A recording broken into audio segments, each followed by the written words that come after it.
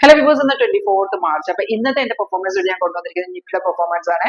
രാവിലെ നോക്കുകയാണെങ്കിൽ Nifty gap അപ്പിലാണ് market open ആയത്. അതുകൊണ്ട് തന്നെ സോഫ്റ്റ് നമുക്ക് കറക്റ്റ് ആയിട്ട് അത് കാണാൻ സാധിക്കും.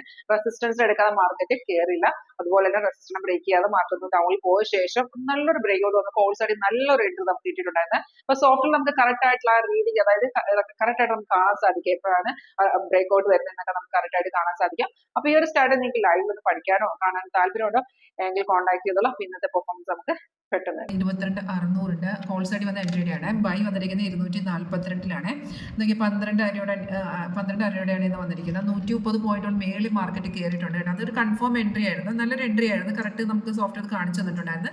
ബൈസൈക്കിൾ വന്ന ശേഷം നമ്മൾ താഴത്തെ ബാറും പ്രൈസും രണ്ട് കൺഫർമേഷൻ മാത്രം നോക്കി നമുക്ക് ആ ട്രേഡ് എടുക്കാവുന്നതാണ്. ട്രേഡ് നിങ്ങൾ നിങ്ങളുടെ ബ്രോക്കറിന്റെ പ്ലാറ്റ്ഫോമിൽ തന്നെ ചെയ്താൽ മതി. ഇതിൽ വരുന്ന സിഗ്നൽ നമുക്ക് ഓട്ടോമാറ്റിക് ആയിട്ടാണ് സിഗ്നൽ കാണിച്ചു തരുന്നത്. എൻട്രി വരുമ്പോൾ നേരെ നമ്മൾ കൺഫേം ആണെന്ന് നോക്കിയ ശേഷം മാത്രം എടുക്കുക. അതുപോലെ നമുക്ക് ഓപ്ഷന്റെ ചാർട്ട് ആയതുകൊണ്ട് തന്നെ ഓപ്ഷനിൽ തന്നെ നമുക്ക് കാണിച്ചെടുക്കും. 242 നമുക്ക് എൻട്രി തന്നു. അതേ ടൈം തന്നെ എത്ര ടാർഗറ്റ്, 3 ടാർഗറ്റ് വരും. ലാസ്റ്റ് ടാർഗറ്റ് 273 താഴെ ഇങ്ങനെ എഴുതി കാണിച്ചിരും.